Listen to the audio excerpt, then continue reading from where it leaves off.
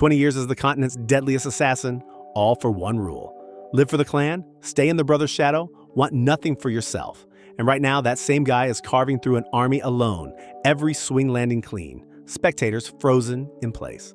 One night just brought down the continent's strongest commander without a scratch. And this is just the warm-up for what the story actually is. Even the enemy is impressed, calling our guy an interesting one. But a familiar voice screams from behind, the partner barely standing, calling out for our MC. The enemy grins wide, asking who sent the assassin here. Dark energy flares across the battlefield. A guess flies out about the Emperor being involved. The answer doesn't matter.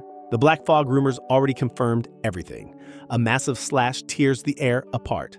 Our guy belongs to Mist, an assassin group with zero ties to the Holy Knights, and the enemy lays that out in front of everyone. Threats fly about, digging through Western Front reports. Bro fires back that there won't be a mouth left to talk with. No flinch from the other side, a 6-star magic barrier locking the area down tight. Our MC tears into it anyway. Cracks spread through the barrier and the enemy can't believe what's happening. Our guy rips the whole thing apart with raw force. And then a voice kills the momentum dead. A figure steps in and tells the assassin to stop. The father's lessons slam back at once. Live for the clan. The brother's success is your success. Words carved in since childhood. And now the truth drops. The one behind this betrayal was the older brother. The older brother stands in full golden armor, calm as ever, blade already drawn. Bro's own blood tells our MC not to act confused about the visit. A swing comes without warning. Our guy can barely get words out, choking on the question of what this means. The older one explains that the duties were handled perfectly, for the clan, for the people, and for the brother personally. One final task left: take the burden off the assassin's shoulders, permanently. Our MC asks what went wrong. What crime was even committed? The older one snaps, screaming the word back. Wrong? A murderer hidden behind fog? That's what the assassin always was? The act fooled everyone for years. A demand for an answer? Are those sins truly invisible? Our MC mutters back. Sins? What sins? A soldier cuts in, declaring the assassin a traitor and announcing the succession can finally proceed. Memories rip through. The Demon King's sealed soul. The war that almost broke the continent apart. Every mission completed in the shadows. A crest that bound every sacrifice together. Our guy screams back. Every achievement the brother ever claimed started with the assassin's hands. But all of it gets tossed aside without a second look. The blade comes down. 20 years of loyalty screamed right back into the brother's face. Raw power detonates. Our MC burns through the last drop of energy in one burst. If destruction is all that's left, then the brother burns too. Onlookers go white. That level of power from dying man should be impossible. One of them says it flat, not human. Another laughs at the sight, the great hero trying to kill the younger brother over revenge. The older one asks one question: where's the shame? Another blast rips across the ground. Both sides collide at full force. Bro locks onto one goal. Just one clean opening is all it takes. The blow targets the weak point. If the regeneration stops here, the fight ends. The clash lights up the sky, and our MC drops. The attack fell short. The partner shows up with a squad of knights in a magic circle, screaming across the field. Bro curses, already knows whose side the guy picked. A massive blade of energy closes in. The strike lands clean. The older one wanted a painless death. Brothers deserve that much, but the true colors ruined it. From day one, the assassin was poison, and the brother always knew. One final word before leaving: never trusted the assassin, not once. Our MC hits the ground, face first. The soldiers walk away without looking back. Bro lies there alone. Damn it, is this really the end? A lifetime of being used, and the last thought circling the brain is just one word: stupid. The final blow lands and everything goes dark. Then light, a burst that shouldn't exist. A scream rips through from the other side. White fills every corner of the vision. A faint voice calling for the young master. Familiar, impossible. Our MC opens the eyes and the ceiling is wrong. A girl stands over the bed yelling about training and getting ready. Our guy nearly falls off. The maid from 2 decades ago, alive, young, standing right there. Almost 20 years since our MC last saw that face. The room matches too. Same furniture, same duchy from childhood. Every detail identical. Back to being a kid. The realization slams in hard. The maid shouts again, "Move it, young master. Training starts now. Stop trying to skip." The girl keeps pushing. Our MC barely processes the word. Training? What training? The duchy stretches out below, and our guy is definitely back in the past. If that death was real, then this right here is a second shot at everything. The date locks in. 27 years ago, 1 year before the academy. Today is the Duchy's annual duel session. The Duke himself shows up every year and the whole place treats it as a spectacle. The opponent is the half-brother. Same age, completely different world. The kid's mother is the Duke's actual wife, so all the attention and expectations go one direction. Our MC, the bastard son, the joke of the Duchy.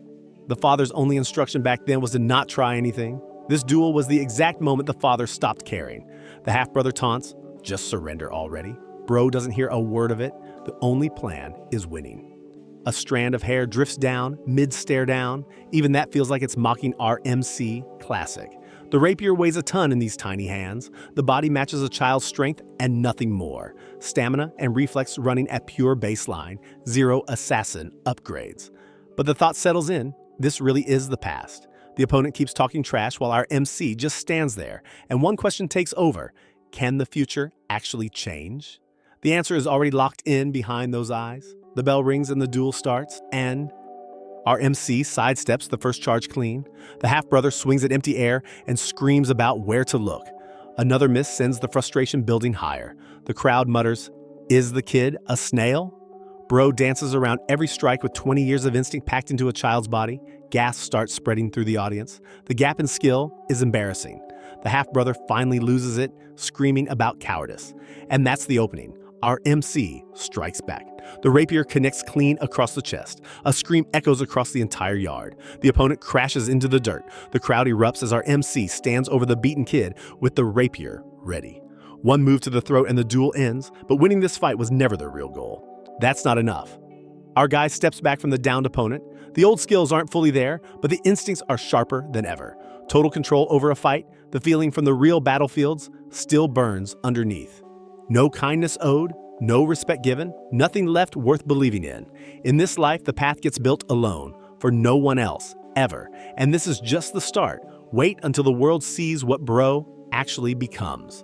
The aftermath spreads fast. The half-brother lost. The Duke clears the schedule to meet the winner personally, and that kind of attention is unheard of. Our MC already sees the angle. The opportunity is wide open. A servant from the wife's side seems weirdly unbothered about the loss. One of the nobles mutters, "The kid must be out of his mind." The Duke's wife steps up full of venom, saying our MC has nerve asking for a meeting. Bro doesn't flinch. That's how duels work. See you later. Insults chase from behind. Bastards shouldn't be treated as real children, and then the MC's mother gets dragged into it. The words get filthier. Our MC should be begging on the streets instead of fighting back. And then the line gets crossed hard. Bro stops walking. Should that woman die for what just came out of her mouth? Should that woman just die? The thought crosses Bro's mind, and the answer comes just as fast. No. Our MC knows better than anyone how to make a person suffer, and the plan is slow, bit by bit. Bro brings up the academy, half a year away, dropping a comment about the Duchess's precious son, brightening up some events. Then casually lays out what everyone actually knows about who the real Duchess is. The woman's face twists with pure rage. Got her. A knight steps in before it goes further, apologizing on our MC's behalf. Apparently, the Duke called for the kid with urgency. The escort out is immediate. And the mood shifts completely. The Duke's word is absolute, and suddenly our MC is being protected. Even a knight who probably mocked Bro for years is acting polite. Funny how that works. One word from the top and the whole duchy flips. The chamber doors open with a heavy sound. Our MC steps inside and announces the arrival formally, the youngest child of the house. Greetings to the father, face to face for the first time in this life. The Duke tells Bro to sit. This man, the great feudal lord of the Western Field, has a name the whole world knows. Guardian of the continent, the one who held back the demon invasion for years. With knights and mages at the command, a burden nobody else was forced to carry. The world sees a hero, but our MC's memories tell a different story. A man who threw away free will entirely, chose to spend an entire life serving others, in Bro's eyes, a fool. The Duke catches that look and says those eyes want to say more. Then gets specific. The moment the half-brother charged in the duel, our MC looked straight at the incoming blade and turned to dodge. Timing too clean for a child? Flat-out question. When did the kid learn to hold a sword? Bro plays it cool, says practiced alone whenever a chance came up. A pushback? Records show our MC never had interest in swordsmanship, so why hide a skill that sharp? Bro says the right words, never figured out how to get the father's attention. a pause, then an admission that the takedown was impressive, but asks whether what happened after the win was necessary. The old man is testing, feeling out the agenda. Our MC keeps it simple. Wanted to prove myself? Prove what? Silence while the Duke waits, Bro answers. That the bastard son is better than the legitimate one? Same blood, different results? Exactly what the old man concluded from watching the duel himself. The reaction lights up the room. Excellent, clear, concise, level-headed, talent hidden for too long. And then the real bomb drops. Our MC will make a great support for the duchy one day. Support, not the lead, the helper. That word hits like a wall. Still the brother's shadow, still the backup, nothing actually changed. Same story, different timeline, but the conversation isn't over. A reward is offered for the duel. Anything Bro wants. A smile from across the table says it's earned, and our MC already knows exactly what to ask for. This is the moment everything changes, everything the older brother ruined in the last life. Bro opens the mouth and asks to be sent to the battlefront. The maid nearly passes out. Absolute panic? The battlefront? Does our MC have any idea what kind of place that is? The western fields of the Empire, a region called Velias. The only place on the continent that earned the name battlefield. Deep inside that zone sits a valley, the front line, a fortress where humans and demons have been grinding against each other for centuries. The Duke opposed the request hard, but eventually gave one condition. Become worthy of going within 6 months? Whatever worthy means, the old man decides. Our MC runs the numbers. Still weaker than every kid in the duchy. But the combat instinct from the past life is intact, and the body just needs to catch up to what the brain already knows. A tiny spark of mana sits inside too. At maximum training speed, that spark becomes real power. The plan starts tonight, but before the first step, a voice cuts through. The sister shows up. The maid greets the girl politely. Screaming starts immediately. The sister heard about the battlefront request and lost it. Bro tries calming the situation down with zero success. The duel win went straight to our MC's head, according to the sister. Bro gets dragged to the rooftop without discussion. Night sky stretches out over the duchy. Swords get drawn and the rules are set. Survive 3 minutes of attacks and the battlefront request gets a pass. Our MC asks if this is really necessary, but the question gets ignored. The sister has one of her own first. A direct question: is our MC going after the family title? Bro says the title means nothing. Zero interest. A note that the duel news hit every corner of the duchy in half a day. Gossip already everywhere. The sword comes out without warning. Our MC dodges clean. Another strike, dodged again. A 10-year-old just read a train swing and slipped past it, and the sister can't process it. Bro needs to fight for real. Our MC doesn't have much choice. Reach and power on one side, a rapier, and a tiny body on the other. But the parry lands clean against a commander-level attack, and the question shifts from how to why. Luck or real skill. Playtime is over. Bro gets told to brace for it. Our MC knows exactly what that means. This is about to hurt. The full power strike crashes down, the entire rooftop shakes, and Bro catches it, bare hands on the blade. The impact cracks the ground underneath. The sister freezes in place. Whatever our MC just did, that wasn't supposed to be possible, was to be. A full swing comes in fast. Our MC reads it and blocks clean. Sparks fly off the clash as the rooftop rings from the impact. The sister catches on that Bro isn't guessing. The kid is reading martial patterns and reacting before strikes land. Our MC plays it down, says the body just reacts on its own. That excuse doesn't fly. This kind of movement comes from deep experience, not talent alone. Bro half admits it. 3 minutes is almost up and the kid actually lasted the whole way. 4th star mana capacity is the limit here, and the sister still decides to push harder, going at full output against a child. 4th star magic starts charging. The blade transforms into a massive water technique taking shape midair. Our MC's brain goes into overdrive. Can't lose, can't lose. Those eyes across the rooftop say this is the real deal. The look says it all. The fight should be over. Bro has one option left. Trust the body and hope it remembers. Our MC charges straight into the technique. See.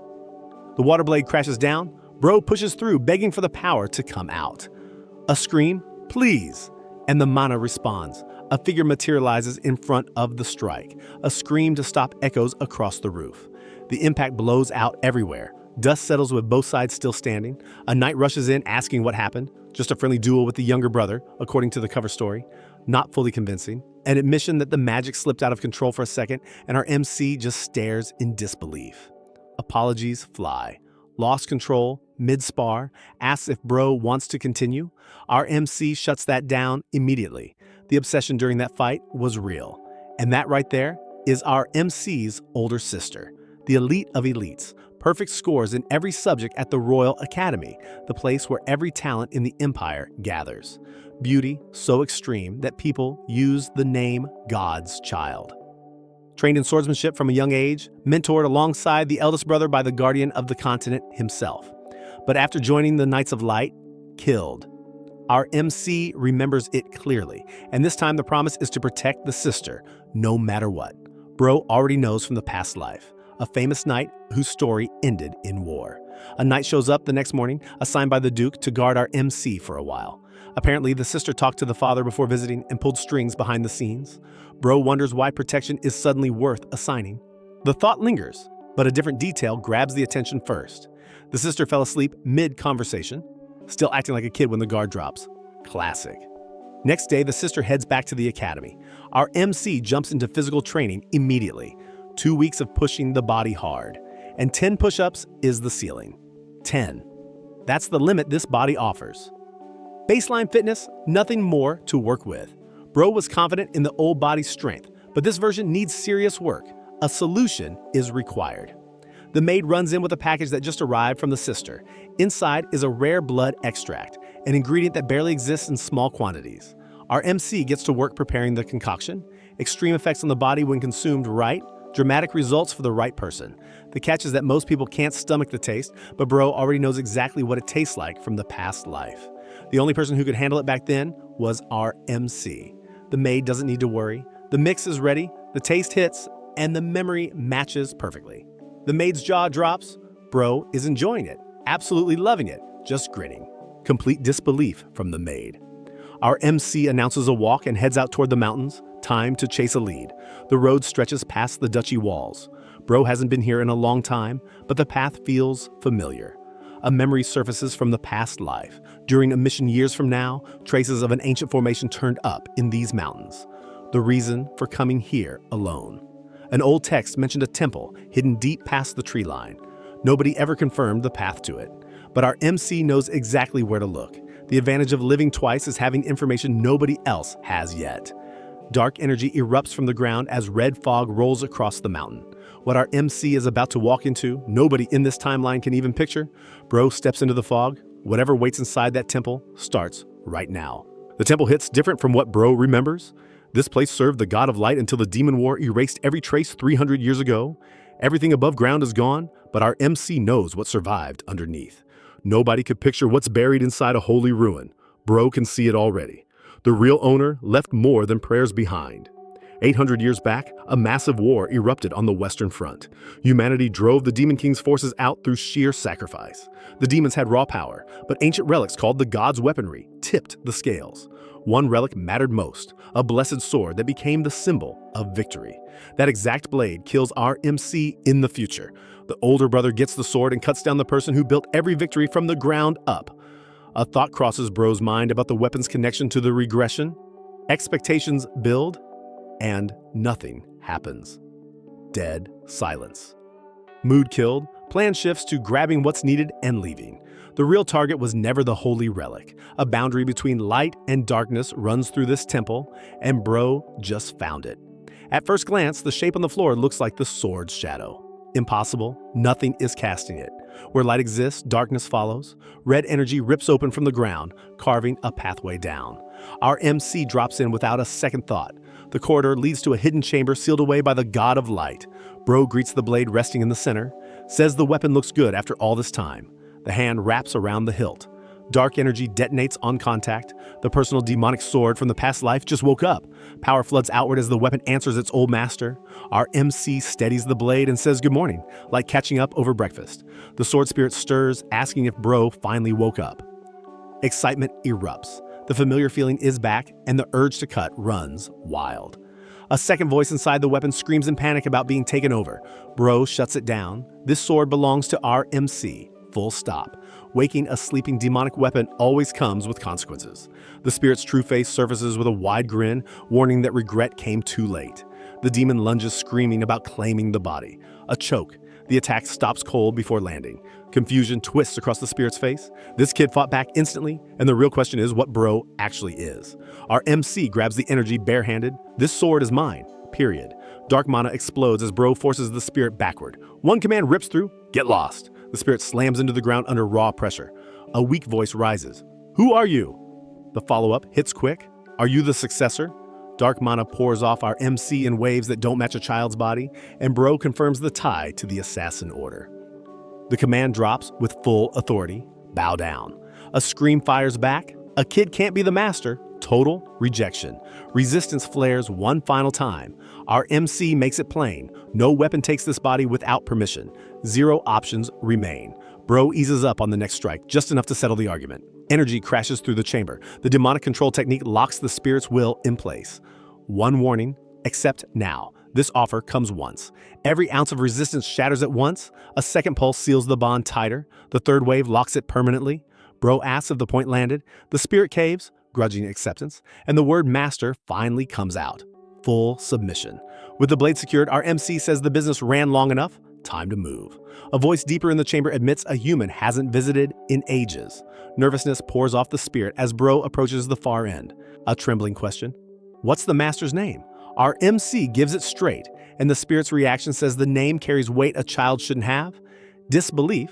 A kid with this kind of power makes 0 sense. Bro drops the truth. Died once, lived a full life before this one.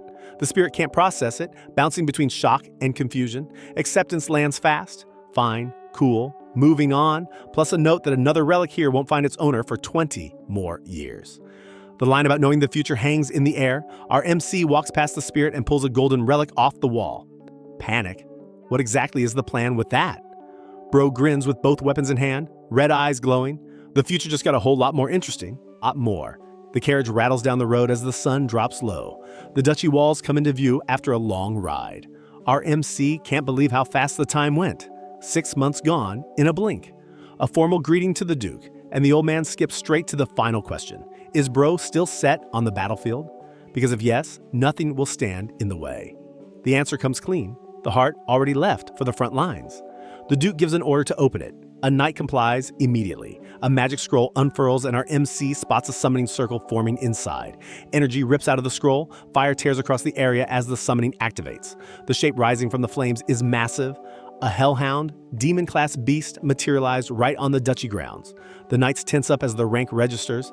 A monster like this needs a full squad to handle. The test is obvious to everyone watching, but the danger behind it is completely real. Proving worthy of the battlefield means surviving what the Duke throws out. The old man watches with hard eyes. A blade gets drawn. Our MC catches everyone off guard, asks the assigned knight for a duel instead, since only 3 days remain. Bro can't keep running basic drills. A real fight is the only measure that counts. A direct request for the old man to set it up. The guard's rank comes up. Masterclass, making the challenge sound insane for a kid. Our MC doesn't care about titles. Every challenge gets dodged by that knight anyway, so the hassle is minimal. The terms land on defense only, assessing growth without going full force. Bro accepts and thanks the guard for stepping in. Before the spar starts though, a second task drops. Whatever happens from here stays between the two of them. An order, not a request. The father hears nothing. The guard stands ready, expecting a child's swing. Blue mana wraps the first strike instead. Mana coating a sword at 10 years old, the guard freezes mid-stance. Disbelief locks the knight in place as the power reading sinks in. Bro is already moving to the next angle, way too fast to follow. Scrambling to adjust, the guard barely shifts in time.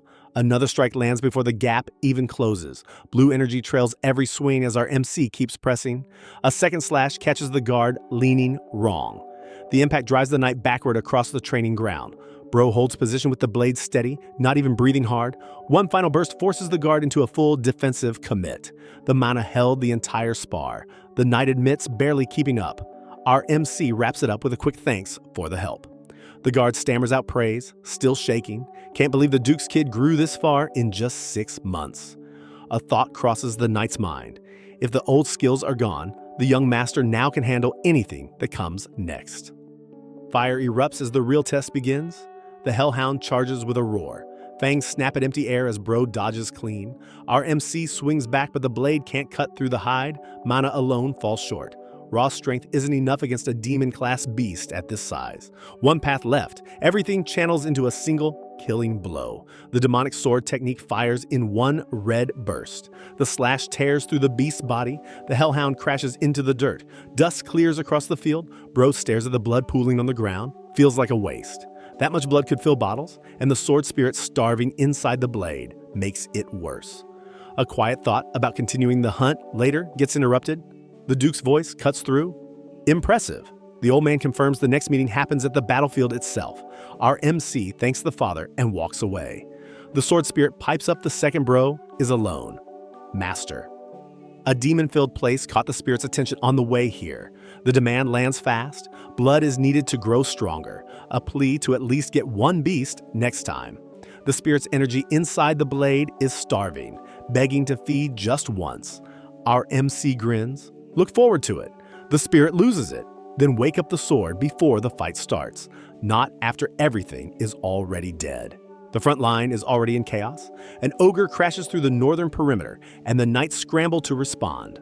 Orders fly to set up a defense and take it down fast, leave nothing standing. The counterattack launches immediately. The ogre roars through fire as explosions rock the camp. The beast takes hits and keeps charging. The full assault order drops. Knights swarm the creature from every angle. Blades connect across the body. The ogre throws soldiers aside mid-swing. A massive strike crashes down on it. The impact shakes the ground. Energy bursts across the field. One final heavy blow lands clean. Screams echo as the beast drops. The maid runs up to our MC the second the dust clears. Why come to a place like this? Bro takes in the view and admits the nostalgia hits hard. Been here before in another life. The Duke asks how the front line feels for a first visit, and our MC admits being a bit nervous. A warning follows. Danger shows up without notice here, so the guard never drops. Bro promises to keep that in mind, and the old man explains how the front line runs. 3 to 4 battalions hold position at all times, each with its own response pattern and an advanced night corps on support. The main job is cutting down every monster that crosses the line. Fire tears through the field as proof shows up on schedule. Our MC gets assigned a tent. No special treatment. The maid jumps straight into fussing about schedules and meals. Dinner apparently outranks every other priority. A warning lands next. Nobody knows what shows up around here. Bro tries talking sense but gets shut down hard. Monsters roam the area at all hours, and the only concern from the girl is who takes care of the young master if the worst hits. An order to eat right now and drop the exploring. Our MC seriously considers just sending the maid home. Being bossed around by a servant, and bro can't even win the argument. Classic.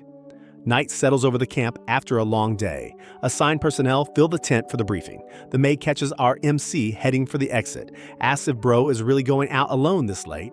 A comment about being too diligent for this hour. Bro waves it off and says, go back to sleep. The answer comes back as a flat okay. Night patrols run the perimeter at all times on the front line. Moving freely means moving now while shifts rotate. Any other window in the guards catch everything. The fog technique activates. Dark mana wraps Bro's body as the descent begins. A valley packed with monsters sits deep in the zone, and our MC knows the location from the past life. The perfect ground for the demonic sword, the spirit inside the blade can already taste it.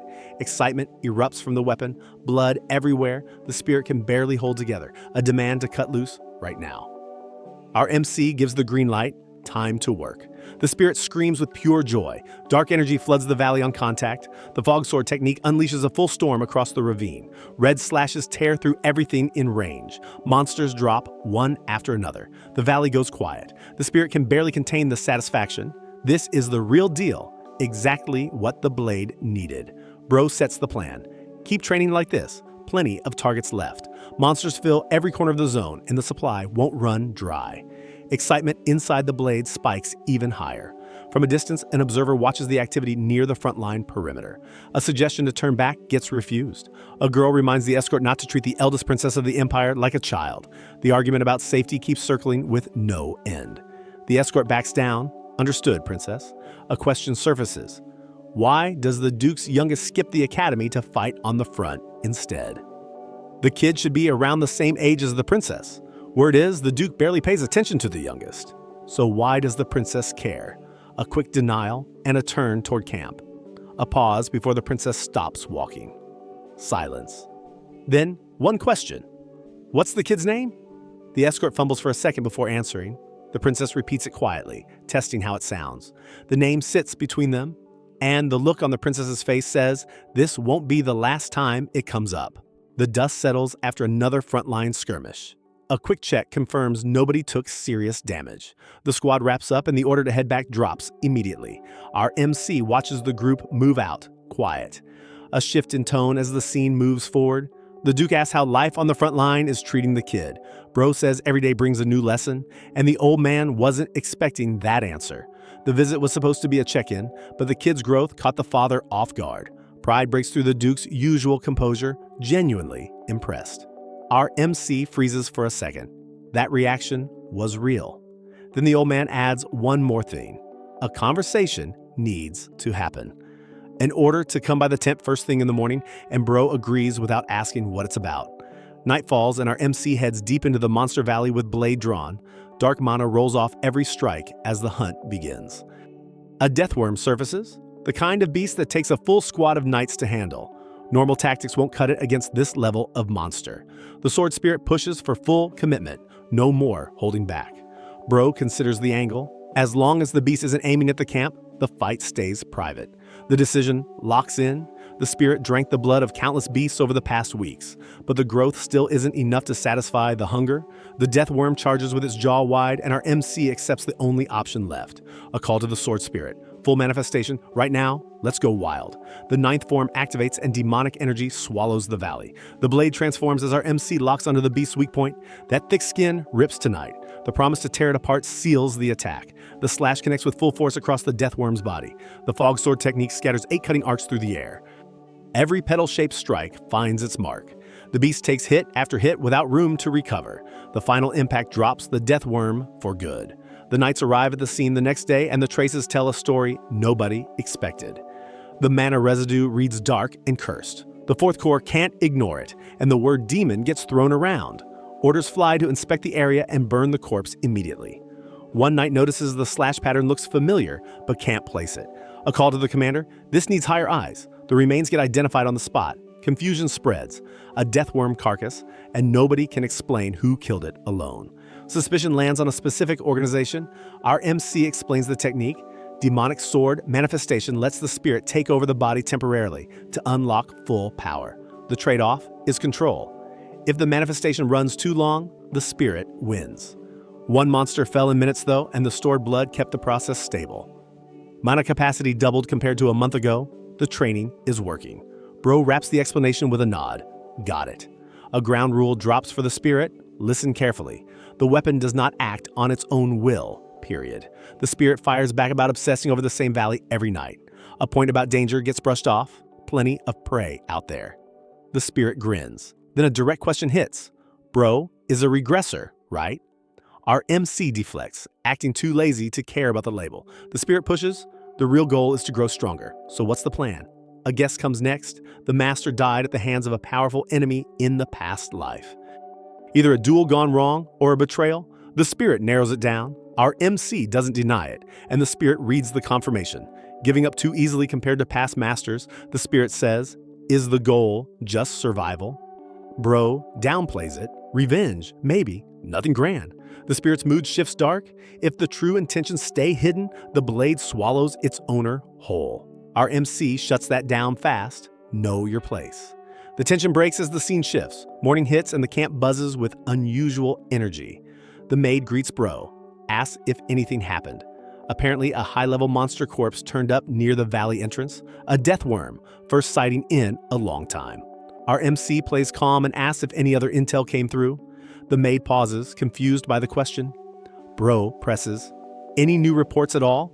A knight arrives with a summons. The Duke wants to see our MC right now. The real problem sinks in. Bro didn't clean up the corpse after the fight. The soldiers patrol with constant awareness, and a monster carcass that size sticks out immediately. Their daily routine revolves around scanning for threats, so missing it was impossible. The plan was to hunt quietly and stay invisible. That plan just failed. Our MC enters the Duke's tent and announces the arrival formally. The old man confirms and tells Bro to sit. Our MC takes the seat, and the only thought grinding behind those eyes, what kind of excuse is there to even give? The Duke calls our MC in. Last night needs answers. Sit down. No room for excuses in this conversation. Bro's heart races. No alibi survives what the Duke knows. Chapter title: The Emperor's Visitation. Direct question hits. What were you doing last night? Fast answer: went to bed early, felt tired. Skepticism: sword marks on the worm matched an ancient combat style.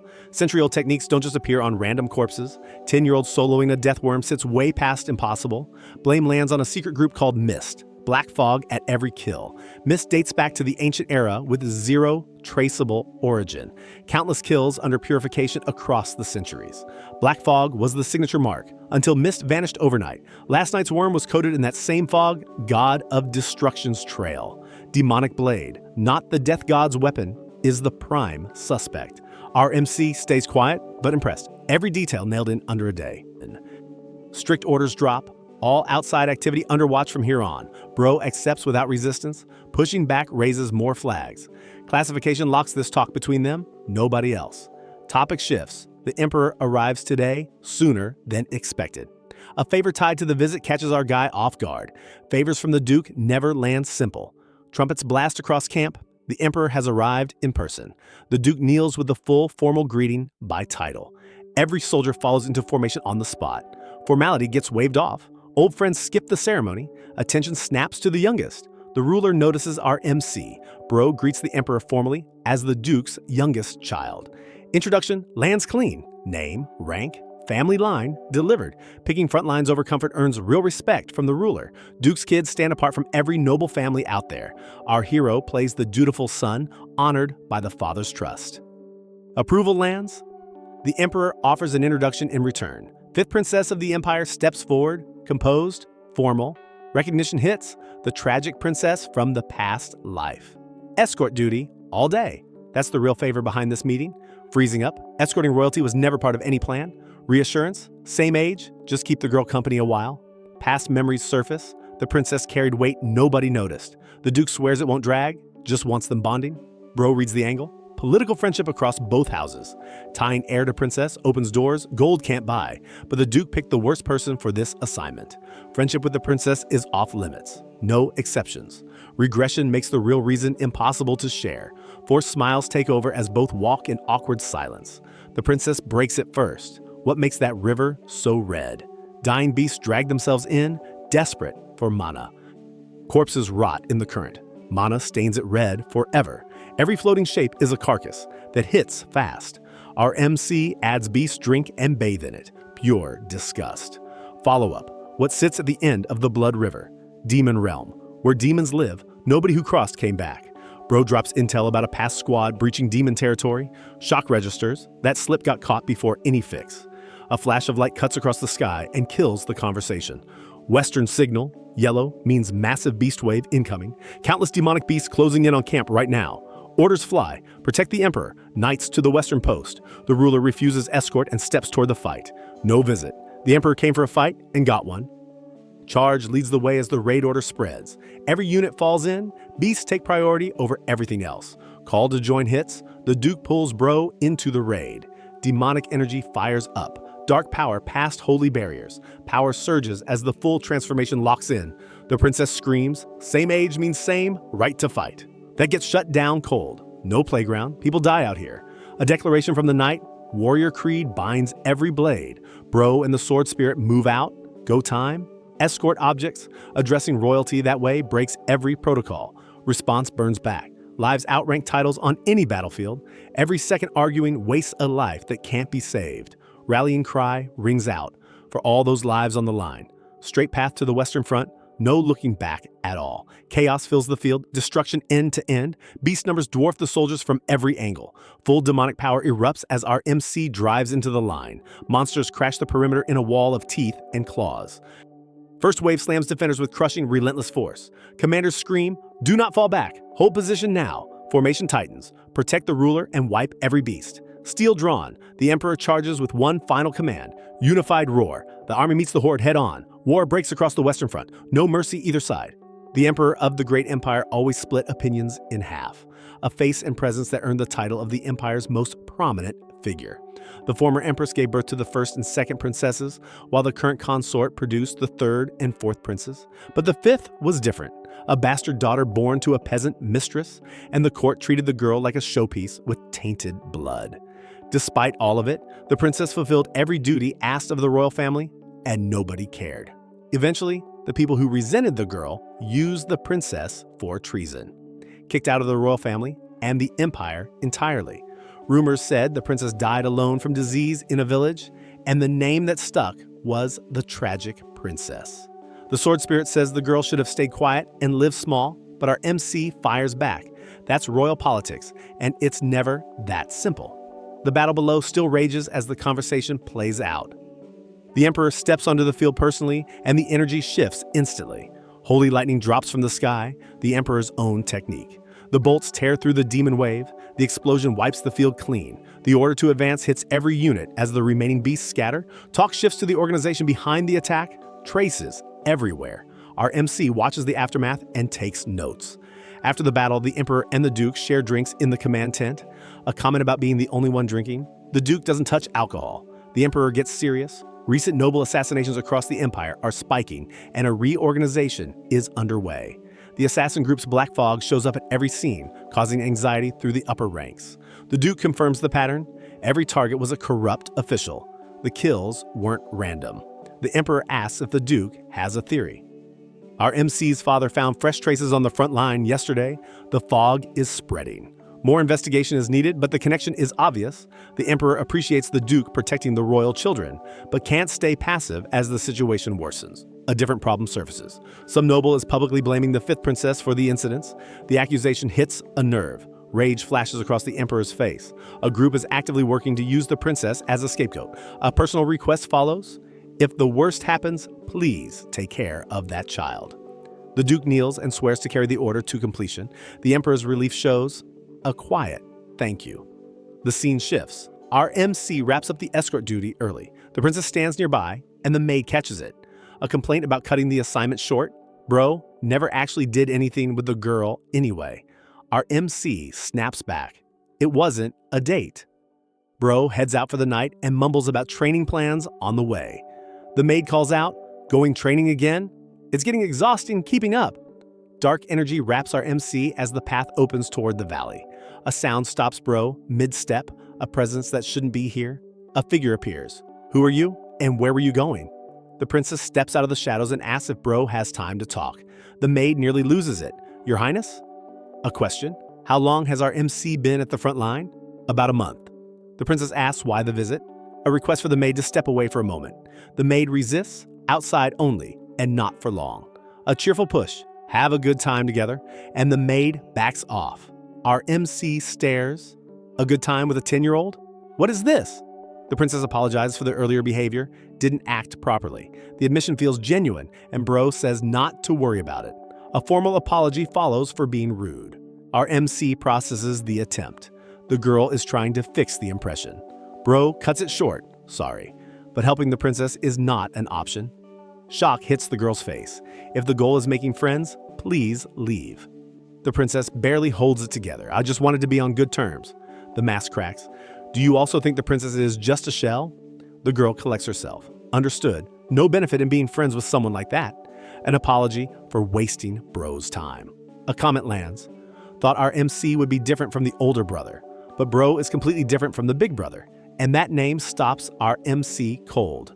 The reaction is instant. What did the princess just say? Bro grabs the girl and demands an answer. You know my brother? The truth spills. Meetings happened last year. The brother gave advice about how to handle the mistreatment, told the princess to just get rich. Our MC sees through it immediately, advised. That was manipulation, not help. The older brother's contact with the princess wasn't random. The plan to bring the girl down started the moment the two met. Bro opens the mouth to warn the princess, but the warning comes too late. Dark energy rips through the air. The maid screams, "Young master, run!" The attack closes in fast. A slash tears across the scene. Impact. The hit lands. The aftershock clears and the damage is real. A knight rushes in. Check if the young master is okay. The princess screams. The maid's voice breaks. Young master! Dark energy rolls across the ground as the chapter cuts to black. The blast ripped through our MC's tent. Knights rush to check if Bro is still breathing. The princess screams from the debris. The maid's voice breaks, calling for the young master. Dark energy rolls across the ground as the damage settles. The emperor gets the report and the reaction is immediate. What did you just say? Demonic beast hit the north camp, and the kid was right in the middle of it. The princess was there when the attack happened. Orders fire, report to the Imperial Guard immediately, and secure the princess at all costs. The Duke catches a different detail. Why was the princess at that camp in the first place? The battle traces tell a worse story. Death worms and worse showed up, creatures that should only exist deep in the valley. For monsters like that to appear in the first layer, the rules of the front line just changed. Our MC wonders if the dark energy from training drew them in. The maid finds Bro alive and nearly collapses. Thought you were really dead. A promise follows through tears, never leaving Bro's side again. Our MC plays it off. In the past life, the Demon King went down to these hands, so a few beasts won't finish the job. The princess asks about the knights. Are they safe? The maid reassures that the camp's fighters can handle it. Guilt hits the princess immediately. This wouldn't have happened without the visit. The knights shut that down. Protecting royalty is the duty, and the honor of the empire demands it. The squad forms up around the princess, protecting with their lives. Dark energy erupts again as a second wave hits. Our MC senses it first. Another beast crashes through the perimeter. A massive creature follows right behind. Bro shoves everyone back. Get clear. The impact shakes the area. A realization locks in. The beasts aren't attacking randomly. The target is our MC specifically. An order to the knight, distract the beasts while the princess gets out. The group starts moving. The princess hesitates, doesn't want to leave. The explosion behind ends the argument. Run. Our MC engages the wave alone. A hit connects hard. Bro takes damage. The beasts hitting this area are way above the expected threat level, and dark energy clings to our MC's body like a magnet. The only path forward is getting stronger. Raw power right now. The sword spirit fires back, so that's why Bro forced the manifestation earlier. A question about withholding information. Why bring this up now? The spirit's patience runs thin. A threat surfaces. What the spirit really wants is the body, nothing else. Our MC dodges the internal attack and the external beast at the same time. A scream from the spirit, treat the blade better, while Bro tells it to shut up.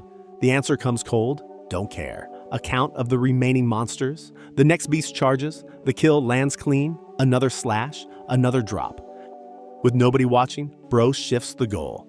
Time to hunt for stronger demonic blood. The spirit's excitement spikes. A feast is starting. An observer from the distance catches the display. What is that kid doing? A devil dragon appears through the fog. Even as a baby, the power level dwarfs everything else.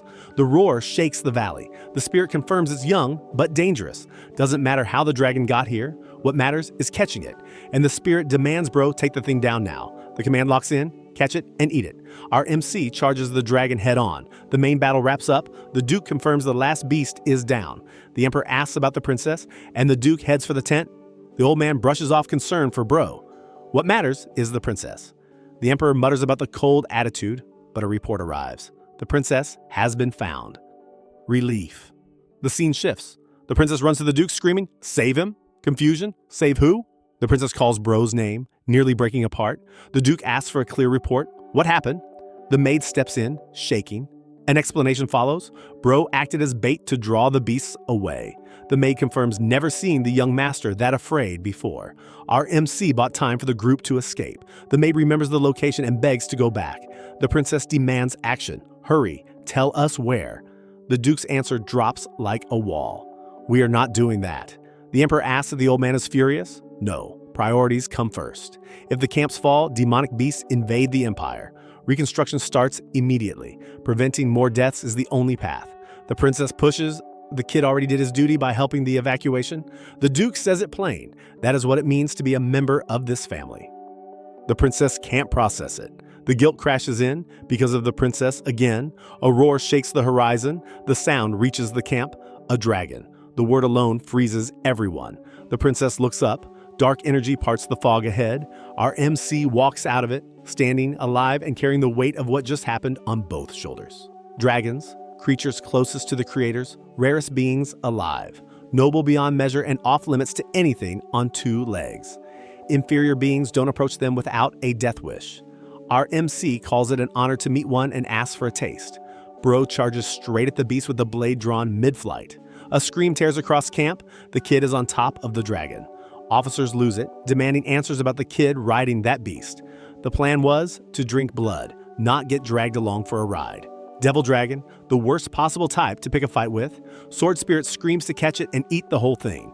Monsters block the path and Bro cuts through without stopping. Fog Sword activates. Rushing Fogstorm tears across the field. Every obstacle between our MC and the dragon gets cleared. Purple energy clashes with the assault as the dragon thrashes. Our guy closes the gap and the real fight begins at altitude. Shockwaves rip across the sky with every exchange. Energy collisions light up the battlefield below. Raw power fires back and sends our MC tumbling through the air. Another impact rocks the area as neither side gives ground. Done playing nice, the dragon launches a full counterattack. Sword Spirit demands the kill shot, and Bro says dying isn't the plan. Both of them spin through the air after another collision. A roar cracks the ground from sheer pressure alone. Our MC barely holds on after the shockwave settles. Swordless technique activates, bare hands against a dragon. Dark energy wraps both fists as the blade gets dropped entirely. First barehanded strike connects, and the dragon feels every bit. 8 fluttering petals, rapid combo from every angle. Each hit lands harder as the technique builds momentum. Old tricks come out, pure fists with dark mana. A quick reposition sets up the finishing combination. Time to wrap things up before the camp sees too much. Damage accumulates and the dragon starts buckling. But the beast adapts. Same trick won't work twice. Our MC screams as the lizard dodges the follow-up clean. It bolts and Bro gives chase, refusing to let the target escape. Pursuit stretches further from camp into dark territory. A thought hits. All the luck in both lifetimes got burned here. The chase ends with our MC standing alone on unfamiliar ground. Figuring out this mess becomes the only priority. Best option is pulling back to the front line before anyone notices. Too many witnesses saw the fight happen though. Reports making it through means getting ruined at the front. Sword Spirit offers to help deal with the witness problem. Our MC snaps, thinking is in progress. Shut up for a second. An observer spots the Duke casting advanced 8-star magic. Secret technique of the heavens fires with the kid in range. Dragon and Bro both sit inside the blast zone. Golden energy engulfs everything. Strongest father on the continent. Landscape reshapes under the full impact of the strike. The beast survives, but barely, thrashing through the aftermath. Orders fly to keep pressing while the dragon can't recover. Surviving the next wave from this position isn't guaranteed. A desperate dodge barely clears the follow-up zone. Bro curses. Escape route gone after that coordinate mess. Sword Spirit screams to use 6-star magic, but the fire would kill Bro too. Just give up and die then. That's the Spirit's helpful suggestion. Our MC snaps back that yelling doesn't help and to stop for 1 second. Then a realization hits. There might be one way out. Blood River sits below. Disgusting, but the only unburned zone left. Bro jumps, and the Sword Spirit screams the entire way down. The river spits Bro out into completely unknown territory. New figures spot the Devil Dragon from a distance, young one that got lost and wandered into contested ground. Observers discuss it calmly, noting humans in the area. Hatred for humans runs deep in dragonkind, and the reaction is violent. One figure finds it odd that a dragon got tangled with a human. Different presence detects an unusual energy from nearby. Strangely familiar but impossible to place, the feeling nags. Ominous silence hangs as the figure moves to investigate. Request follows. Don't kill everything just from boredom. The promise comes back casual. No trouble this time, probably. Our MC crashes out of the Blood River onto solid ground.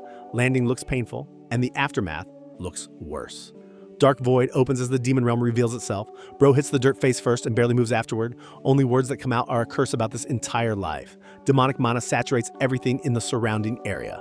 Familiar voice calls out asking if our MC still breathes. Sword Spirit refuses to talk, too busy planning murder for that stunt. Our MC promises to fix everything later, begging for calm. Reality check. This is the demon realm. Calm isn't an option. Bro tries reassurance. No higher demons should be out here. The universe proves that wrong as excited footsteps approach. Dark energy builds from every direction as a presence closes in. Our MC recognizes that voice, burned too deep to ever forget. Fear doesn't cover it. This reaction goes beyond anything normal. A simple question from the figure, are you a human? The Demon King stands right there. Everything just changed.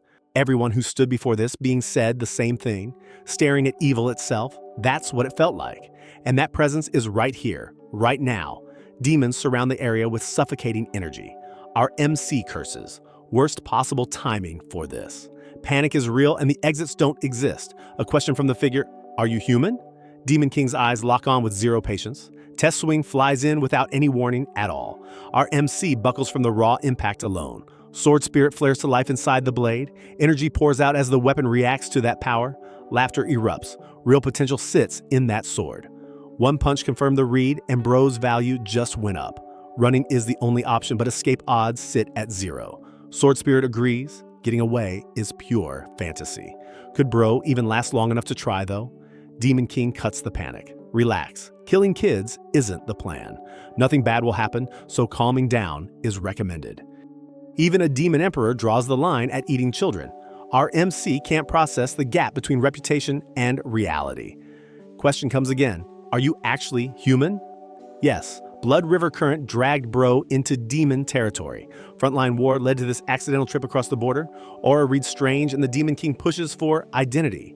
Normal human, that's the claim, but the feeling says more. Familiarity hangs in the air, and Bro denies ever meeting. Accepted, no human ever got this close to a Demon King. Relaxed behavior raises questions about the stories. Strange energy brought the Demon King out on patrol. Patrolling personally says a lot about power structure. Zero fear from a kid fascinates the Demon King. Normal people don't stay calm next to pure evil. Our MC knows the future version and it doesn't match this one. Past life paints a completely different picture of this person. Version standing here doesn't act like the future monster. What triggered the change becomes the burning question. Bro asks directly, what does the Demon King want? Bold move from a kid earns a grin and a raised eyebrow. Simple answer, protect the people, let them eat well. Anyone threatening that dies without exception or mercy. Our MC felt the real power behind those words for 1 second. Past life confirms this version hasn't turned evil yet. Preventing that future means acting now. Deal offer drops. Unexpected proposal from a child freezes the Demon King. Warning follows. Bad things will hit the demon realm soon. People under that crown will suffer from what comes next. None of this makes sense to the Demon King right now. Our MC admits details aren't fully clear or confirmed, but that incident sparks a war between humans and demons. Invasion talk gets redirected. That's what needs discussing. Promise demanded. No war, no matter what happens. Return question. What does our MC bring to the table? To the help unconditionally, regardless of what follows. That word hangs. You know more than you should. Realization hits that this kid carries impossible knowledge. Name gets requested through gritted teeth. Silence stretches one beat too long before the answer. Our MC gives it up. Youngest of the Duke's line. Promise sealed on the demon realm. No invasion, ever. Dark energy binds the oath between two unlikely allies. Responsibility cuts both ways. Break the deal, and it dies. Both sides walk away holding a secret nobody else knows. Surprise on the Demon King's face says, Bro won't be forgotten. Someone spots our MC in the distance. Rescue arrives. Deal stays buried as Bro crosses back to human ground. Officers rush in screaming miracle. The kid actually survived. Celebrations erupt over the youngest Duke's impossible return. Nickname follows fast. The boy who survived the Devil Dragon. Recovery happens at an abbey used as a frontline outpost. A visitor arrives with words that need repeating twice. The princess stands there rewriting the mood in one sentence. Every person in the room freezes at what comes next. Will you be mine? Proposal drops without any warning. Our MC short circuits trying to process what just happened. The princess asks Bro to be hers, and the answer comes back flat. Nah. Stunned silence fills the room as the rejection registers. Acceptance comes quietly. A powerless princess has nothing to offer. Our MC knew about the lack of strength, but the reaction stings. That sadness runs further than the words led on. Tragic future attached to this girl makes the distance necessary. But Bro can't stop thinking about who caused that tragic end. Confirmation lands. The princess can't stand beside anyone right now. Not with this little power, not with anyone in the world. The girl suggests being a servant would actually be safer. Our MC offers a different path instead of that. Watching from a distance until the princess grows stronger. Watch me. Determination replaces the sadness in an instant. Bro tells the princess not to feel down about it. No need. The message already landed perfectly clear. Just wait and see becomes the promise fired back. Strength enough to make ignoring impossible. That's the goal. Mood lifts faster than expected, and one more thing needs saying. A pause stretches before the final words come out. Thanks for being alive. That hits harder than the entire rejection. Footsteps fade as both walk separate directions from here. Chapter 13 shifts to the outskirts of a dark forest. Dark Mage stumbles through the trees on a mission. Not much distance left before the destination arrives. Branch Captain from the organization steps onto the path. Our MC watches from the shadows, tracking every move. Invisible chains lock the Dark Mage's body in place mid-step. Rare artifact, Dimension Storage Box, sits at the center of it all. Stealing a group's sole possession carries a death sentence. Tables turn fast and the thief can't believe the reversal. Bro decides to take the box and end this confrontation. A technique fires and the Dark Mage Captain gets hit clean. Recognition hits. The Duke's youngest just showed up uninvited. Confusion spreads because nobody expected our MC in this area. Dark Mages thought the operation was completely hidden. Our MC plays dumb about knowing anything classified. But the blood trade on the black market already told the full story. Remaining targets need eliminating before anyone escapes. No witnesses can leave this forest alive tonight. Whatever locked Bro down earlier loses its grip and movement returns. Breathfire technique launches. Blades split into 16 separate strikes. Fire tears through the forest clearing as the combo lands. Survival shouldn't be possible after that hit, but our MC stands. Rumors about the Duke's youngest just got confirmed live. The fight escalates as energy attacks light up the trees. Enemy realizes the dimension box is gone, lost in the chaos. Magic at this level from a kid stuns everyone present. Massive strike reshapes the battlefield in one swing. Black fog wraps the enemy's hands and screaming starts. Dark energy spreads outward as our MC's real power shows. Recognition flickers. That fog belongs to a specific legacy. An ultimatum drops. Talk now or don't talk ever again. Interrogation pulls out every detail about the organization's network. Dimension box secured and the Dark Mages scatter. Our MC heads toward the next checkpoint with new intel. 2 people maximum for the next stretch of this operation. Meeting point sits within range of pace holds. Trouble is definitely waiting at the other end, though. Someone discovers the aftermath. Bodies and destruction everywhere. Officers arrive at the scene demanding answers about what happened. Full picture forms, Dark Mage group from a fallen kingdom, tentacles spread across the continent over the last century. Every dangerous mage on the continent knows they exist. Humanity wants it destroyed, but can't find the core. Future plans include an alliance with the demonic beast realm. Our MC decides to handle this alone, no matter the cost. Scene shifts to a residence in the Empire. Different energy entirely.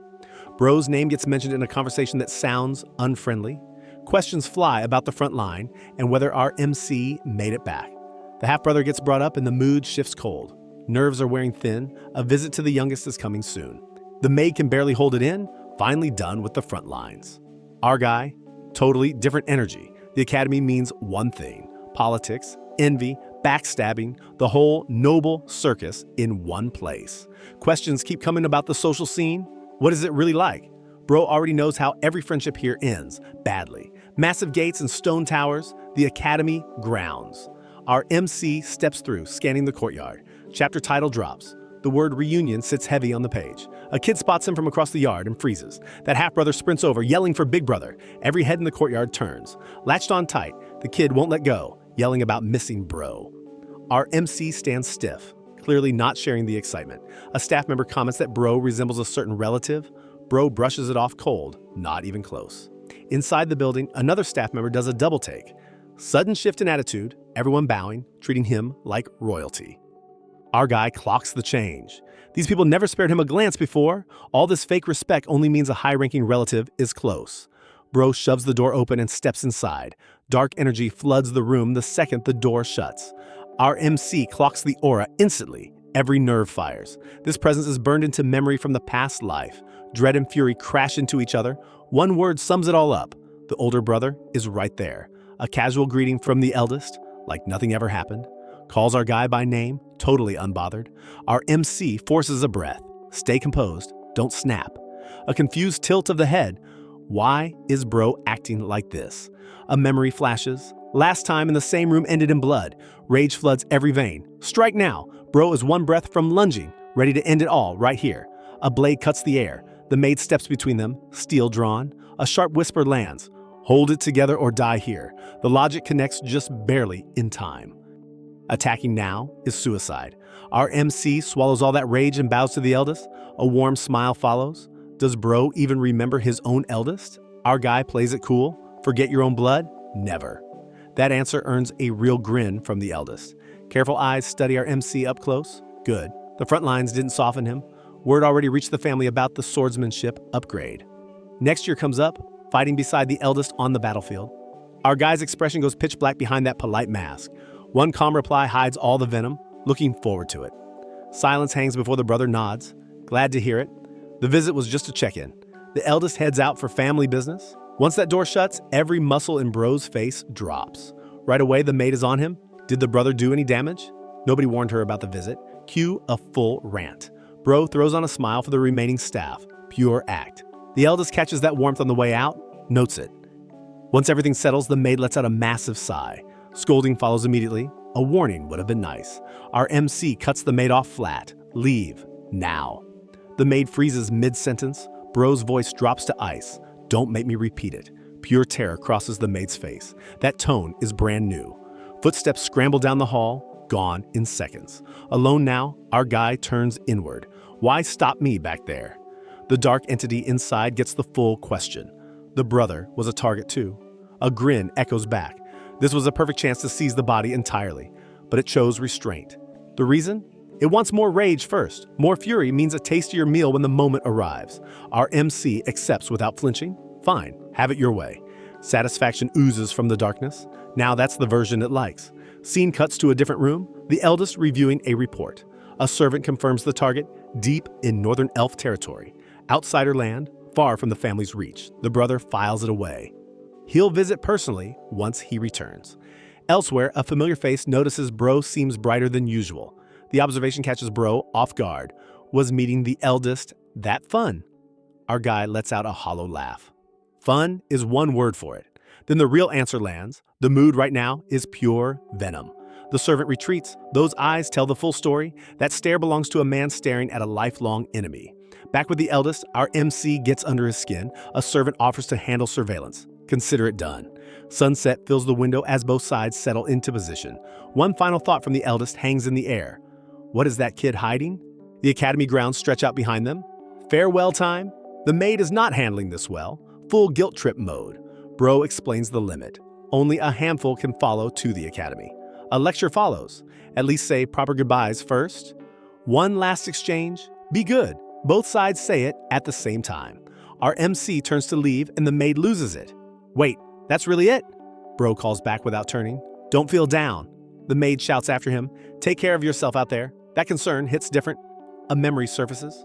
Our guy was burning with fever, barely holding on to consciousness. Nobody in the entire mansion lifted a finger to help. One person showed up every single day without being asked. Without the maid, Bro would have been found dead in a hallway. A warning flies back. Act right or face the consequences. Underneath all that edge sits the truth, more than staff. The maid yells back from the distance, pretending not to hear. Two. Our MC shifts focus. Way too many nights for one kid. Intermediate class guards lined up like a full military convoy. All this muscle for one person? Suspicious from the jump. They arrive at the carriage. Time to roll. Bro already senses it. Trouble is coming before the academy gates. Chapter title drops right on cue. The road ahead won't be smooth.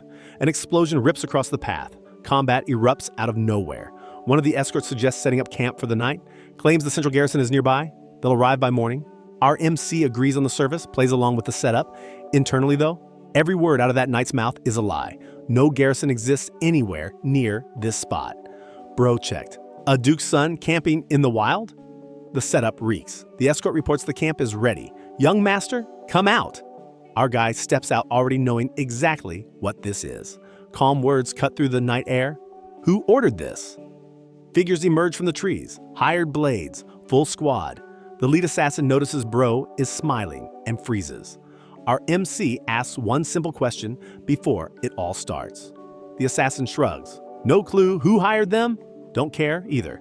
Professional courtesy follows. No personal grudge, just the job. A promise to make it painless if our guy cooperates. All Bro needs to do is close both eyes and stand still. The assassin grins. Then, goodbye. Our MC draws the blade before the last syllable lands. One slash splits the air. The lead attack gets deflected clean. Bro moves so fast the world blurs behind him. The assassin scrambles back. Needs distance now. Dark red aura erupts. Full power, zero restraint. Raw energy floods the clearing, turning the night crimson. Pure terror hits the assassin's face. This wasn't in the briefing. Standing in the middle of that storm, why isn't anyone moving? The taunt lands hard, Did none of them expect this? The lead assassin can't process what's happening right now. One of them charges in screaming, last resort desperation. Bro cuts the first one down without even shifting stance. Another swing, another body, screams fill the clearing. A third goes down, mid-charge, blade never reaching the target. The hits keep coming, no pause, no mercy, no wasted motion. Every swing ends a fight before it starts. The lead assassin watches his squad drop in seconds. One sentence barely escapes. Is this really an 11-year-old? The carnage speaks for itself, not a scratch on our guy. One final thought from the last man standing, pure suicide. The mission never had a chance, not against this monster. Bro finishes the last attacker and turns to the surviving escort. One word, you. Tell me everything. The knight cracks immediately. A woman from the household ordered the hit. Our MC isn't satisfied. That wasn't the real question. More spills out. A certain young master asked that woman for a favor. The whole escort was built around this hit. Everyone assumed the order came from higher up the family chain. Our guy processes it fast, so that's why the brother showed up. Plausible deniability, neatly packaged, but not neat enough. The knight starts shaking. What happens now? Is this the end? Bro stays ice cold. The knight doesn't seem like the worrying type. A reminder lands. The escort drew first blood, not our MC. Our guy has no plans to finish the job though. One condition, just drive the carriage. Useless and worthless are different. Driving has value. The knight nearly collapses with relief. Thank you, young master. Wheels hit the road again. Destination ahead. Grand towers and castle walls rise on the horizon. Central City awaits. A woman is losing her mind. The assassination completely failed. One escort dead, another barely clinging to life. Our MC vanished 10 days ago and nobody can find him. The plan was supposed to be clean, no trace. The woman demands answers. How did a child destroy a full squad? If the survivor talks, the academy finds out. Protecting a certain young master comes up, shut down fast. New orders, do nothing about our guy. Leave him alone. Anyone who knows about the hit, gone. No witnesses. The cover-up begins immediately. Yes, madam. Chapter title lands, Royal Academy, Part 1. 10 days on the road. The surviving knight plays servant the whole trip. Our MC knows the family is aware he survived. At this pace, the academy gates aren't far. The knight situation needs handling soon. The carriage pulls up. They've arrived. Bro steps out, and nostalgia hits hard. Memories flood in. The academy changed everything before. Our guy announces himself at the gate. Staff confirms registration. Dorm assignment ready. Entrance ceremony in 2 days. Standard procedure. Bro checks the assignment paper and freezes. That can't be right. The staff double checks and reacts the same way. No mistake. The knight sees it too and nearly chokes. This place is the Royal Hall, the most prestigious dormitory on campus. Nobody from Bro's family has ever been placed there. Outside interference, this placement was arranged. Luggage confirmed, nothing left behind. Our MC ends the arrangement. The roll is done. Academy grounds mean safety. The knight can walk free. The knight panics. Wait, that's it? Bro hands over a pouch. Payment for the 10 days of service. Enough coin inside to start fresh anywhere? Stay or leave? The choice belongs to the knight now. Before the dust settles, a new face shows up, a young knight. A formal pledge drops, entire life to serve our MC. Bro raises an eyebrow. A full-blown knight? Serving him? The reason? A father who served the family gave the order. Serving our guy is the proudest mission of a lifetime. Our MC sees no reason to accept, flat refusal. The knight barely flinches, keeps pushing without hesitation. Bro skips the ceremony. Only the campus tour matters. The knight follows along. Yes, young master, already loyal. They reach the dean's office. Testing day for new students. Quite a crowd this year. The room buzzes. Assessments begin. Mana rank, physical rank, elemental affinity. One student scores solid numbers. 2-star mana, light element. Another steps up. 3-star mana, sand affinity. The instructors nod along. Outstanding batch of students. Then our MC steps into the circle. The results flash. Mana rank 1-star, physical rank 5. Element, dark, 92%. The room goes dead silent. The dean reviews the data. The praised older brother falls short. Darkness as an element complicates the ranking. Bigger reveal. The Royal Hall placement was the Emperor's call. Our guy saved the young princess during the frontline campaign. The Emperor is even floating the idea of a marriage between them. The dean considers the political weight. A failed prince, suddenly useful. The succession race just got a new variable nobody expected. Overthinking won't help. The dean decides to watch and wait. Back on campus, a student approaches Bro's knight with heavy flattery. The knight gets excited and drags our MC into the conversation. A noble introduces himself. His father has connections to the family. Friendly overtures follow. Drinks, dropped formalities, big smiles. Bro's dark side stirs the second the noble gets comfortable. Those eyes shift. The noble freezes mid-sentence. A nervous cafeteria suggestion barely leaves the noble's lips. Too late, dark energy surges from our guy without warning. Every instinct in the noble screams to run. Bro asks calmly, "What's wrong?" As if nothing happened. The dark energy explodes outward. Full contact. A scream rips through the hall. The noble's name in pure terror. Dark energy crackles. Our MC just wrecked the noble. Friends scream as the body hits the floor. Bro leans in, show up again, and leave in a wheelchair. The noble chokes out an apology, barely able to breathe. Our guy walks off grinning. Academy life is going to be fun. Chapter title lands, Royal Academy, Part 2. A figure watches from the shadows, hero or downfall. The decision is made, close surveillance from here on out. Restricted section of the Academy, Bro searching shelves. The item isn't where it's supposed to be, gone. A girl steps out holding exactly what our MC needs. Bro snaps, students aren't allowed back here. The girl already knows his name, that's suspicious by itself. Our guy asks for the item, research purposes, nothing more. A casual handoff follows, sure, take it, no hesitation. Our MC almost slips and says the girl's real name out loud. Magic explodes without warning. The girl attacks mid-conversation. Bro dodges clean and reads the energy instantly. Identity clicks. A known instructor, not a student. The instructor is floored. Nobody should recognize that form.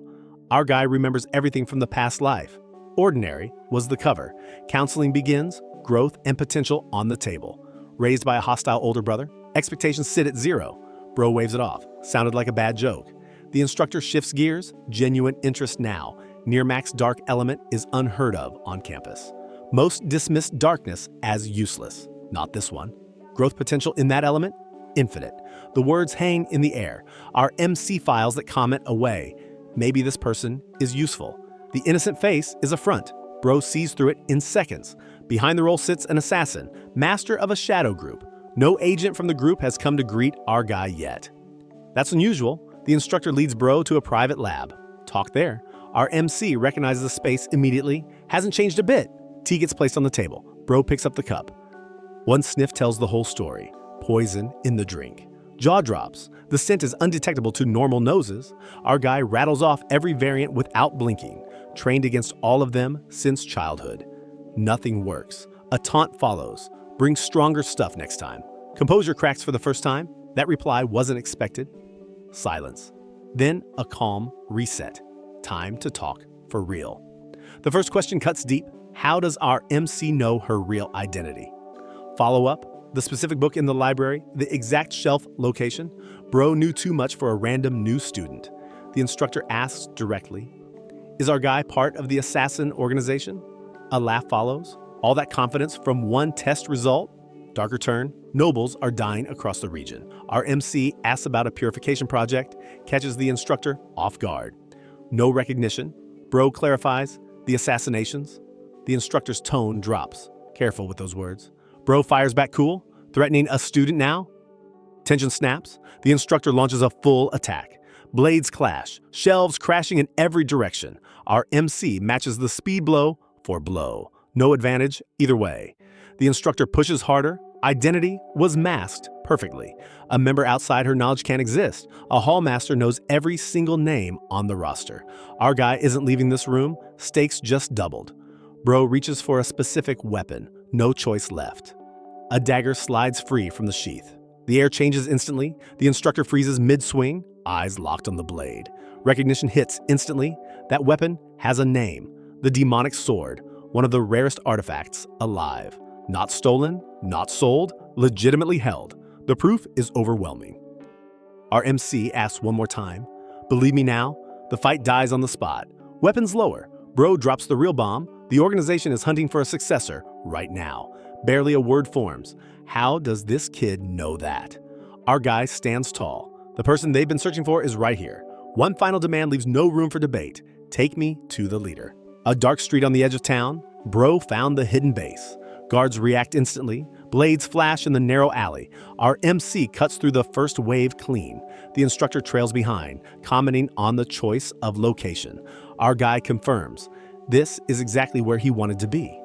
Chapter title drops. Followers of the Black Fog, Part 1. The base is underground, bigger inside than out.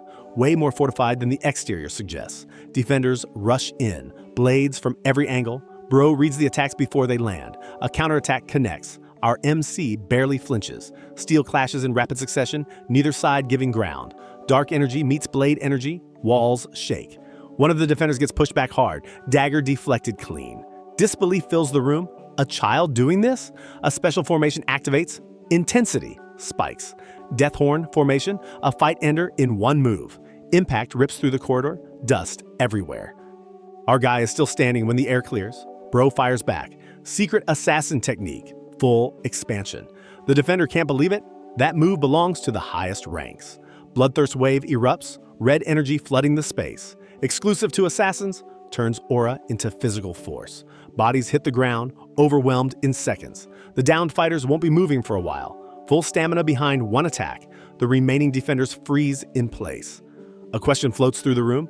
Is this kid a higher-up? Style switch, fog sword, unshakable roots. Another devastating technique lands. More bodies dropping. The last defender can't process what happened. Identity crisis. Who is this person? The hall roster has no match. Desperation sets in, no options left. The instructor steps forward, can't hold back any longer. Dark energy builds, serious mode activated. A call rings out. Show your true power, Hall Master. Thick fog 5th form, real strength finally showing. The entire space warps under the pressure. Bro deflects. The instructor grins. Knew the fog moves too? Fascination takes over, more interest with every exchange. A demand for full potential barely stops short of using Bro's name. Combat obsession drives the instructor, zeal for fighting above all else. Bro files away the weakness. This personality can be used. No quitting, come back, not finished yet. Both sides gasping for air now. The fight took everything. Another fog sword variant, rushing fog storm. Realization hits. Bro knows about the leader's secret realm. That info should be impossible to know. Every hidden layer of the base sits exposed, all of it visible. Killing him crosses the mind, but no. Too interesting. Our MC hits the ground. Fight over, breathing hard. A verdict passed. The test is over. Recognition settles in. The demonic sword confirms everything. Our MC didn't come to fight. The introduction was never the point. The instructor verifies it one more time. The weapon is real, not stolen. One last test ran the whole time, verifying the claim. Doubt lingers. Really? The successor? Our guy calls out a third presence. Someone watched. The accusation lands. Testing from the shadows too? A hidden observer panics, caught red-handed. The conversation goes private. Two people, one truth. Knowing and fighting are worlds apart. Our MC takes charge. Members handled personally. Urgency builds. This situation is bigger than one test. Word arrives, a decision was made above. If the successor is real, all doors open. The base is wrecked. Aftermath speaks for itself. Apologies for the mess, then deeper inside. Tonight needs to mean more than a brawl. Our MC summons the demonic sword. The blade glows in response. Amazement, the weapon actually recognizes this kid. Bro pushes for the final step. Take me to the leader. Hesitation. That request borders on impossible. A magic circle activates on the floor. The ritual begins. A portal tears open. Passage to the leader. Confirmation echoes through the chamber. Yes, the leader awaits. Our MC grins. Finally, the god of darkness awaits. A hooded figure on a throne of shadow. The leader revealed. Narration opens. The god of the black fog is pure evil. A deity who kills his own followers without a second thought. Destroys everything for convenience. Zero mercy. But the narrator disagrees. The god protects the weak. An idiot. Chapter title, The God of the Black Fog. Our MC walks down an endless staircase into the divine realm. The throne room materializes. Dark, vast, suffocating. A figure on the throne demands recognition. Bro answers cold. The god questions why our MC came. What business does a child have here? Bro isn't fazed. The god already knows the fog chose him. Two paths to becoming successor get laid out on the table. First option, the god gives the title directly through a stone. Second, the mist stone finds a worthy candidate on its own. No successor in ages. The timing is suspicious. Bro's fog skills surpass every hall master alive. Techniques from this kid don't match the current era at all. The pieces click. Those aren't skills learned in this timeline. The god figures it out. Bro is an outsider from a different point in time. Our MC confirms without flinching, both facts are correct. The god weighs it. The entire organization could shift. Bro stands firm. The claim is real and the proof already shown. The god admits this meeting exceeded expectations. Still more for the summit master to understand about this candidate. The god hasn't changed, lazy as ever, according to our MC risk. If the stone loses power mid-transfer, it's gone. Our guy holds off. No rush to force it. The stone finds its match naturally or not at all. Patience beats gambling on a failed transfer. Bro agrees to follow the god's rules. No shortcuts. The formal question drops, what do you seek with this power? Our MC recalls the past life. Same question was asked before. The old answer, everything for the brother, nobody else. But the brother never cared about Bro's existence. The god presses, how come? Wasn't there more to want? A warning follows. Nothing is more dangerous than walking alone. The god already knew about Bro's miserable past, every detail.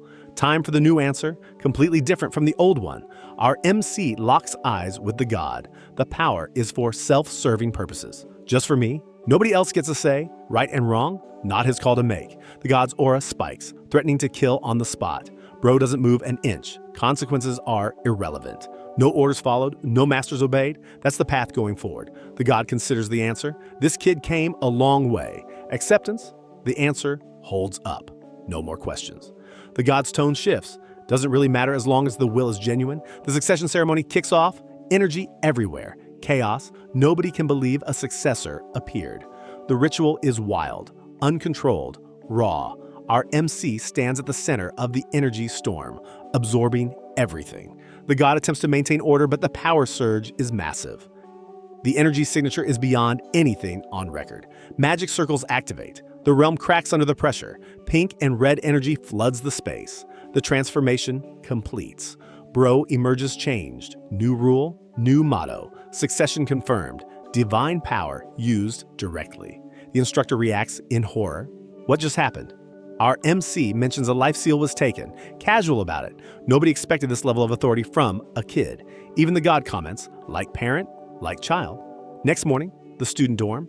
The knight looks confused. Our MC brushes it off. Just let it be. The knight can't. An instructor is living in Bro's room.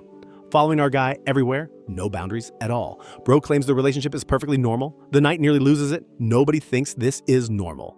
Arguments fly. Personal space, proper conduct, basic dignity. Our MC's final word, the instructor, is a disciple now. End of discussion. Jaws hit the floor. Student claiming an instructor. Bro decides to escape the chaos, going for a walk. Alone. The instructor begs not to be left behind with the knight. Our MC shuts it down and heads out into the campus streets. Fresh air, first quiet moment in ages. Then the scent hits blood. Fresh blood nearby. Every instinct sharpens. Bro tracks the smell instantly. Around the corner, a group of noble kids surrounding one student, bullies laughing, shoving a burning object at the victim. A magic orb gets forced closer. Eat this, they demand. Cruelty on full display. The victim has no way out.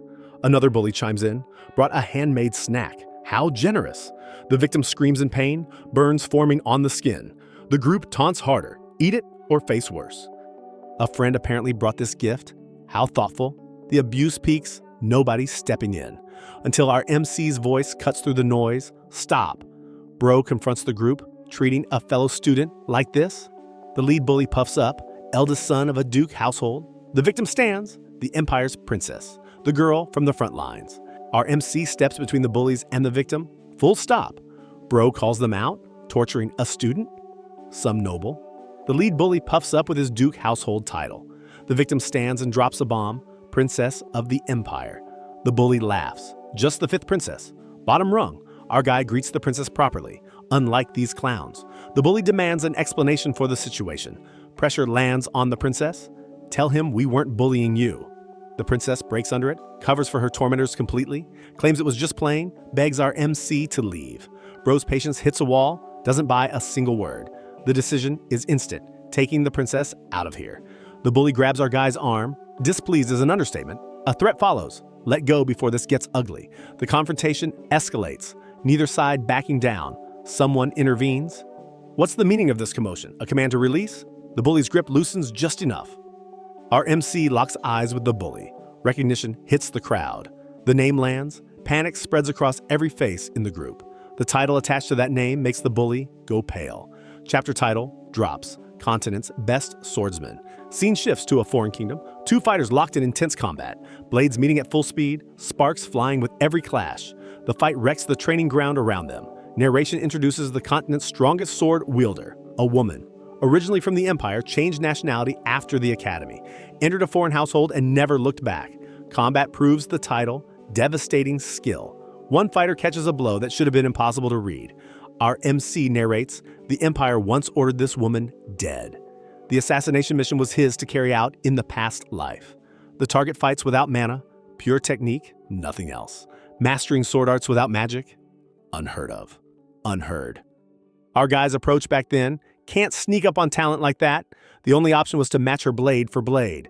Bro used his best swordsmanship, barely enough. Back at the academy, the bully still frozen in place. Friends shaking him, snap out of it, move. Other students flooding the area now, big crowd forming. One student approaches our MC directly, heard about the frontline return. An invitation to join a game, Mana Marble Challenge. Wrong use destroys mana nodes permanently, real danger. A dangerous bet disguised as campus entertainment. Bro accepts, jaws drop across the courtyard. Dark energy erupts the moment the game starts. Total domination. Our MC commands the opponent to open wide. Humiliation complete. Scene shifts, daylight, academy infirmary, the princess getting treated, external wounds mostly healed. Internal damage needs more time. Rest for today. The princess asks how to repay the kindness, genuine gratitude. Our MC studies the swordsman nearby. Mostly congestion, nothing critical. The academy encounter still lingers in her system. An awkward exchange. Someone asks if Bro recognizes them. Our guy brushes it off. Thought he knew, but didn't. Attention shifts to the princess. Where's the dorm? Worry about the bullies coming back sits heavy. An instructor arranged the placement, then got fired. No support structure left at the academy. Nowhere safe. Leaving the academy entirely might be the only option. Our MC shuts that down. Live here instead. Problem solved. Everyone caught off guard. Move in as a roommate? The swordsman nearby leans in, feels safe enough to join. Confusion erupts. Wait, is that person a boy? The swordsman is female. Short hair fooled everyone. Our guy didn't even notice. Awkward silence all around. The swordsman explains, happens constantly. Most assume male. Apologies fly back and forth. Nobody meant to offend. The invitation stands firm. Come stay, no more bullying. Learn whatever, live comfortably, no strings. The princess asks one quiet question. Why help me at all? Bro's answer is simple. Being alone isn't fun. Tears nearly form. The princess promises to make him proud. Gratitude keeps pouring out. Our MC waves it off. Enough. Someone calls Bro's name from behind. A voice full of recognition. Our MC shifts focus internally. The princess will be fine now. The real question, why did the swordsman abandon the empire? Noise from that past wouldn't stop unless it hit the top. Even for our MC, defeating the continent's best would be a fight. But the interest lies elsewhere. Not in combat, not today. An order arrived this morning. First, purification mission. Our MC reviews the mission brief. First, real job. Support confirmed. The connection stays hidden no matter what. Preparation wraps up. Tonight is the night. A sudden crash breaks the calm. A massive figure bursts onto the scene. Bro reacts instantly, but the intruder already knows his name. Recognition on both sides, no accident. Chapter title lands, Purification Project. The newcomer asks how Bro knows him. Surprise on both ends. Stats, mana rank 5, physical elite. The Duke's youngest. The big guy introduces himself. Same age, newbie status, completely built, different. Our MC takes in the sheer size. This is supposed to be 11 years old? Nobody stopped this mountain on the way in. The guy researched Bro. Frontlines, dragon, all of it. Mana rank 5 at that age leaves the newcomer speechless. A challenge drops immediately. Fight me right now. Combat erupts before Bro can respond. Bro catches a mark on the newcomer's body mid-dodge. The symbol belongs to a fallen nation, a southern military kingdom. The kingdom was a powerhouse, genius prince at the helm. Every neighboring empire struggled to compete against that military force. But one assassination collapsed it. The Duke Protector died. Our MC accepts the fight challenge. All right, bring it. The newcomer matches energy, full speed, no holding back. Bro notes the approach. This kid moves in interesting directions. But the purification project takes priority over sparring. Preparations for the mission reach completion. Target is locked. The target, one of the 3 wealthiest people on the continent. Public persona, generous philanthropist, widely loved. Behind the curtain, slave markets, illegal breeding. Tonight features his latest masterpiece, a special exhibition. Our MC checks the target from a distance. Confirmed. Bro catches a detail. The target hides more than expected. Inside the estate, the target hovers over a captive woman. Eerie calm. The woman appears to be unconscious. The target whispers, "Good night." Our guy recognizes the captive. The name clicks instantly. Dark energy erupts. The assassination begins without hesitation. Guards scramble. Get the manager out. Backup arrives and meets the same fate as the first wave. Our MC tears through every guard without breaking stride. Steel meets flesh. One swing, one body, repeat. More guards pour in and more guards hit the floor. The target watches his security crumble in real time. Panic. Where did all the other guards go?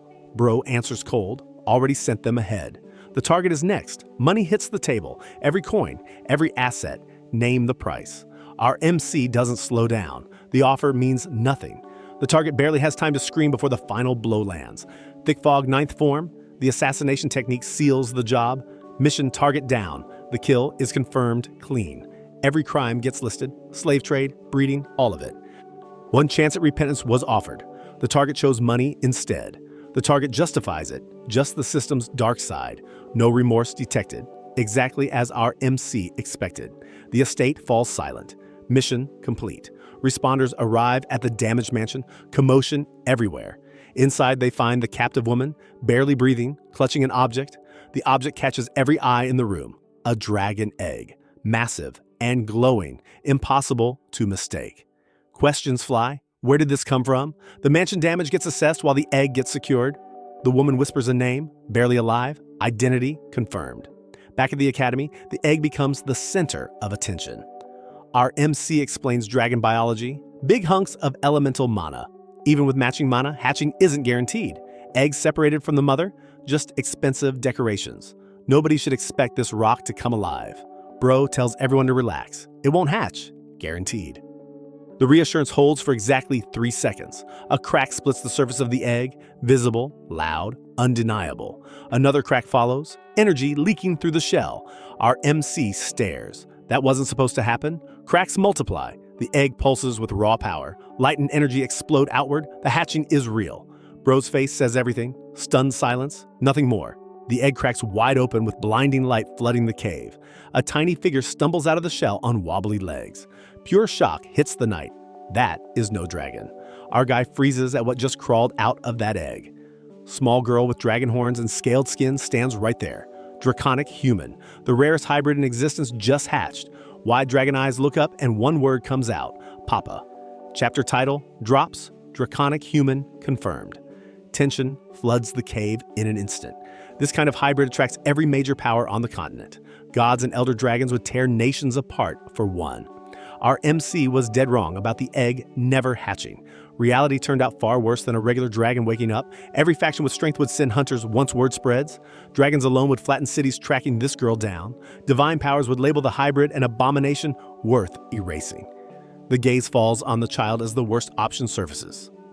Mercy might be the only real kindness left to offer. One decision now could prevent endless suffering later. Bro reaches for the weapon, forcing every bit of resolve forward. Logic screams one answer over and over, but the hand won't move. Those wide, innocent eyes stare back with zero understanding. Nothing about this child feels like a threat. Pure trust radiates from the girl with every breath. Grip loosens on the weapon. It falls to the side. All that cold reasoning crumbles into nothing. Tiny arms wrap around our MC and squeeze tight. Papa echoes through the cave one more time. Warm, gentle. That single word erases every trace of hesitation. Warmth floods through Bro's chest in a wave. An unfamiliar emotion takes root deep inside. Neither lifetime provided a feeling quite like this one. Confusion and warmth collide, each fighting for control. Tears nearly form, but willpower crushes them back. Our MC lifts the dragon girl gently into both arms. The only answer is raising this child. No debate left. Commitment replaces doubt from here on out. Far from the cave, the Duke's estate appears in view. Panic grips the eldest son's mother, pacing back and forth. Rage pours from every word, all directed at our MC. A servant tries to calm things with careful words. Ranting continues about what steps to take next. Word comes in, knights found dead at a waypoint. Orders for that attack came from the Duke's wife. No surprise. Our guy landed a spot in the Royal Academy's main hall. An informant already had every detail gathered beforehand. Frustration builds. The eldest son can't find intel on his brother. Disappointment settles in with no useful leads at all. A loyal servant drops to her knees and begs for another chance. 3 more attempts is the desperate promise made right there. The eldest son weighs the offer in long silence. Hard work alone won't cut it without actual results. Approval comes reluctantly. 1 more chance is all there is. Speed matters most now. Every second counts. Footsteps vanish down the corridor without looking back. Back at the academy, the dragon girl gets spotted immediately. A loud screech erupts from the little hybrid right on cue. Our MC waves it off. Long story, not worth going into. The mentor cuts past the baby topic to the real crisis. Sparring approval paperwork gets slammed right on the table. Low profile was the entire strategy, and this duel wrecked it. Zero concern from bro. Just 11-year-old sparring, nothing major. Disbelief hits the mentor at how casual that response was. 2 hours until the duel, barely any prep time left. Complete meltdown erupts over how tight the schedule is. Way earlier than anyone expected this confrontation to happen. Anticipation fills the opponent. This exact moment was the goal. Excitement radiates off the challenger with every step forward. Our MC asks about magic rules. The offer comes to match terms. Both fighters step into the ring and draw steel. First exchange sends sparks flying in every direction. The challenger charges in hard and fast from the jump. Surprising speed for that frame, heavy but quick on the feet. Weight gets thrown behind every swing for maximum impact. Our hero reads the pattern instantly and sidesteps clean. Heavy attacks leave massive openings every single time. Blades collide again with force that shakes the arena floor. The challenger pushes forward harder, refusing to give ground. 1 precise strike from our MC nearly ends the whole match. Spectators gasp. All that damage came from just a rapier. Bro dashes in low before any reaction is even possible. Another rapid exchange, sharper and faster than the last one. A last-second block barely saves the opponent from going down. Shock freezes across that face. Those reflexes are impossible. Our MC drives forward without mercy, dominating every second. The opponent swings wild with everything left in the tank. Our MC catches the blade mid-strike without flinching. Impact rocks the challenger backward. That counter was instant. Spectators can't process the reflexes on display right now. Disbelief spreads through the crowd. Is this guy even human? Laughter erupts from the opponent out of nowhere. Maniacal cackling fills the arena without stopping. Defeat in swordsmanship gets admitted openly. No shame at all. Winning by any means is the new goal going forward. Every ounce of power channels into the next phase. Our MC's expression shifts. This just escalated hard. A direct challenge rings out. Match that energy or lose. Chapter title drops. Duel. Observers above notice enchantment entering the fight now. Clarification spreads. Enchantment, not raw magic, is in play. Swordsmanship went to our guy. Clean win, no contest. Sharp eyes track the fight from the upper level with interest. Basic enchantment won't cut it against this level of firepower. Ranking data paints a grim picture. Bottom tier against top 3. Tension mounts over what comes next from our MC. Taunting cuts through the arena, just begging for attention. A massive elemental beast forms from pure enchantment energy. Death Fist fires off at full force toward our hero. Devastating impact cracks the arena floor wide open. Enchantment is fair game now. Bro accepts the new rules. Another blast tears across the battlefield at top speed. Destruction spreads with every exchange between them. No room to breathe. The opponent presses on relentlessly. Relentless attacks stack on top of each other without pause. Desert Tooth slams down as the second name technique lands. The explosion rattles the walls of the entire building. Debris and dust swallow the arena whole after that hit. A high-ranking observer notes our MC used 3-star enchantment. Energy crackles through the aftermath, still dangerous. Dust settles across the wrecked battlefield. Estimates put our guy at 4-star level after that display. The real question, how long can that power hold up? Frustration boils over. Not a single clean hit landed yet. Our hero makes one quiet decision. No more holding back. Rage pours out about all the dodging. Warriors stand and fight.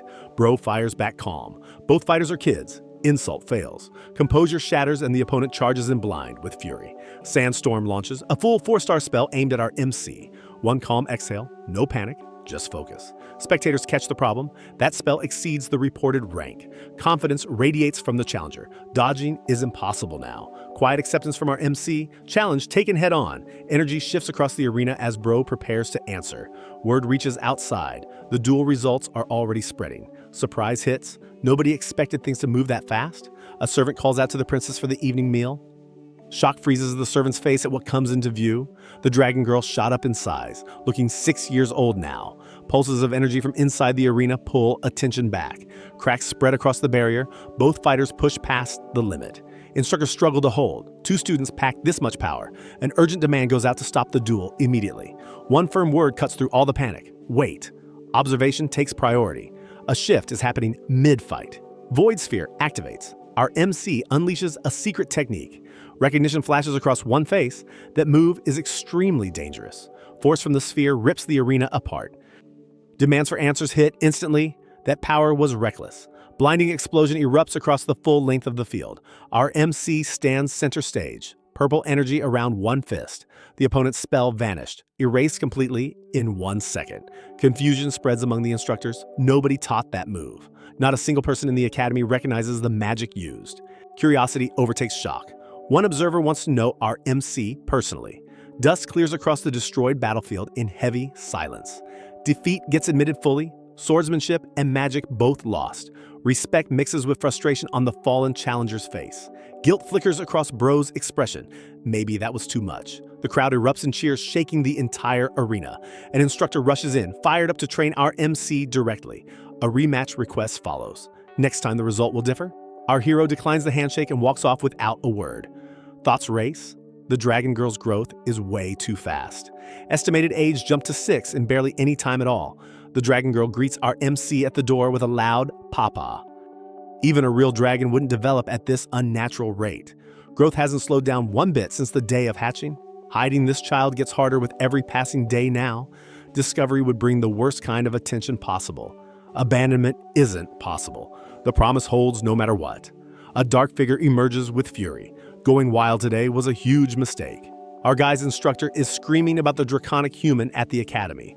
A creature with no caretaker couldn't just be abandoned. This argument loops because the logic baffles any normal person.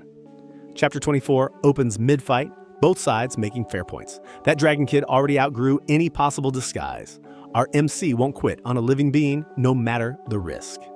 Step 1. Assign the knight to full-time babysitting duty. A detailed report on the academy situation gets finalized meanwhile. One line jumps out. The older brother watches every move. Wrong step means expulsion before anything real even starts. Panic hits the maid hard once the news lands. Our hero stays calm, like a man who lived through worse. Family drama never fixed a single thing in either lifetime. Dragon Kid learned to copy words at an alarming pace, too. At this growth rate, the cover falls apart in weeks. Reassurances come out that everything will be handled properly. Academy admin might solve the paperwork side of the mess, but a quiet warning sits behind the instructor's last words. Family name question pops up, and the answer surprises everyone. Our MC chose that title out of pure necessity, nothing else. Final advice lands before the talk wraps. Latching onto a duke's name brings 0 benefits and max fallout. Every path tied to that house ends with blame on our guy. Past life proved it. The youngest always caught the hit. None of that matters now because a practical question cuts in. A dragon kid can't just be called Hey forever, though. 0 thought goes into picking a name, which tracks perfectly. Little Dragon picks the first option and screams about loving it. Days pass and the academy settles into tense quiet. Scene shifts to the dean's office, heavy with old authority. An 8-star mage sits behind a massive desk, pen in hand. Our MC's file sits under review. This dean trained the emperor, so real talent gets spotted fast. 6-star progress this fast alarms, but doesn't tell everything. Late at night, our hero arrives at the office unannounced. A visitor was expected, though. Questions about real combat level fly before any greeting. None of it catches our MC off guard. This visit was planned. Proof gets demanded, and the room's energy turns dangerous fast. An unmarked test starts on the spot. Magic surges as a barrier goes up to stop anyone below 8 stars. Our guy sensed it before launch, reading Mana like a book. A 6-star defense wall rises, impossible for a fresh student. Challenge accepted. If a test, the answer will be loud. Disbelief hits as defenses stack way past all expectations. Only a great maid should break barriers at this rank. Everything shatters and the dean's confidence vanishes in one flash. Our MC crashes through the window like it's a normal entrance. Calm intro follows the chaos. Incoming student, here to disagree. Windows are not standard enrollment entrances, apparently. Felt right, though. Terrible excuse, but completely honest. Real topic drops. That warning letter traced to the dean's desk. After review, one conclusion hit our hero immediately. That letter tested talent, not discipline. The writing gave it away. Confirmed, the test was real, and our MC passed it clean. Academics were never the point of this late-night break-in, though. A direct question cuts to what the dean actually wants. Family intel or family loyalty? Standard asks from authority here. Bold question gets a bolder answer. Neither matters at all. Political ties hold zero appeal after 2 full lifetimes. Third Prince versus First Prince, both camps tearing things apart. Both sides refused. Arrogance to the dean, experience to our MC. In another life, this same dean shaped the throne's succession. First Prince rode that support to the crown, then killed all siblings. A brutal reign followed that stretched far past the palace. Even that ruler fell to a force beyond mortal games. Our MC watched it all and remembers who enabled what. Power chasing above all else defined that entire faction. That organization holds its grip at any cost, no exceptions ever. Verdict lands hard. Old generation's clock already ticks down. When peace breaks, the academy goes first because politics shaped every graduate. Every faction and pressure point is already mapped. Negotiation is what our MC came for, not threats or games. Help lands on the table, protect the school, preserve the peace. From a first-year student, the pitch sounds insane. Dean fires back. What power could possibly back an offer this big? Our guy answers the dean's challenge with a full magical assault. Mana rips through the air at levels no student should produce. The old mage barely processes one strike before the next lands. A direct challenge follows. Fight back or accept the proof. No barrier holds against what our MC brought tonight. That underestimation just became the dean's biggest regret. When the dust clears, the office looks like a war zone. Void Sphere fires off. Magic that shouldn't exist at this rank. Purple energy shreds every defensive layer like paper. 6-star output from a student breaks every rule in the book. Layer after layer of protection falls without slowing the advance. Even the mana signatures look wrong for a student at this level. Raw talent doesn't explain it, experience does. Just how deep does this well go is the only question left. Our MC wraps up by asking if the show was useful enough. That warning gets retracted, no argument surviving the display. But the dean pushes. Is recognition really the only goal? Peaceful student life is all our hero wants, nothing extra. Too simple. The old mage presses for a real answer. Truth spills out. Watching the academy fall once was enough. Chapter 25 opens with our MC hauling sweets through town. Treat shopping for the dragon kids spiraled into a full spree. Just picturing the little one's face brings out a rare smile. But the streets feel way too quiet for this hour. A familiar merchant is gone and the silence feels deliberate. Our hero calls out the shadow trailing behind. Cover blown. Someone steps out of the darkness without a word. Recognition hits, but the context makes no sense here. Nothing about this encounter feels accidental. Back at the academy, post-deal life settles into routine. Classes were part of the deal, so our MC shows up properly. Last lecture drags with absolutely nothing useful being taught. Boredom hits critical mass before the hour even passes. Our guy is so done that leaving early feels like self-care. Exit plan assembles fast but hits a wall immediately. Lessons aren't over, and one person in the room actually cares. Back to the seat, probably the hardest fight of this chapter. Outside, a familiar voice catches our MC in the hallway. The princess asks why first names still aren't used. Permission was granted ages ago, and yet formality won't die. A duke's kid can't casually address royalty. That's the excuse. Too serious is the verdict, taken as a compliment without pause. An interruption hits when a group rounds the corner. Old faces show up, nobles absent for a long while. Two greet each other first, ignoring everyone else nearby. Formal reintroductions fly between the returning faction members. Time apart changed nothing about this crew. Questions about plans and positions land in quick bursts. Third Prince faction consolidated while everyone else blinked. A nobleman got released recently, tilting the local balance. One of them spots our MC and pauses mid-conversation. Polite pitch drops. Impressed by the duel, wants to connect. Friendship wrapped in political alliance is the real offer here. Rare opportunity gets dangled like bait on a very thin line. Our MC accepts the greeting and moves to leave without committing. But that exit doesn't extend to the princess. A sharp tone stops her. Know your place hits the princess directly from a noble's mouth. Arrogance warnings pile on from multiple directions at once. Self-awareness gets demanded like the princess owes it to them. Our hero watches and recognizes every pattern from before. Previous timeline ran this exact scene with the same cast. To any observer, it looks like pure contempt, because it is. Worse off than strangers, that's the royal position in this faction. Blood matters less than power when every line gets drawn by force. Anyone below the ruling tier gets treated like furniture. Our MC says not to feel down. Hostility means they notice a threat. Small comfort lands before the scene shifts entirely. Dark energy erupts at the dorm. The dragon child stands in combat form. Nobody else occupies the room. The knight and all staff vanished. Panic spills out. A servant from the Duke's house visited earlier. A servant showed up earlier and everything went wrong right after. Orders fly to find the knight. This whole setup reeks of a trap. Power surges flood the small space from the dragon child. Kid needs calming first. Combat form drains energy fast. Reassurances barely land and the combat form holds tight. Then blood scent cuts through everything, strong and close. Dark figures step out of shadows surrounding the building. Moves at the academy annoyed the wrong people, and now the bill arrives. Patience ran out, and intent is no longer hidden. Scene cuts to an alley where the knight lies, beaten on the ground. Trash gets thrown around as a label between kicks. Threats escalate. Dismemberment lands on the table. Remains get promised as a gift for delivery to our MC, all because our hero challenged the wrong faction. Rage builds in the knight's eyes despite the injuries piling up. Defiance tries to form and gets stomped out with another hit. Laughter follows. What can a beaten servant do? Spineless is the label that adds fuel to a fire still burning. Weapons come out, and even the attackers stop enjoying it. One order cuts through the alley, end the night. And that is where we stop for today. If you want to see what happens next, hit that like button, subscribe, and I will see you in part 2.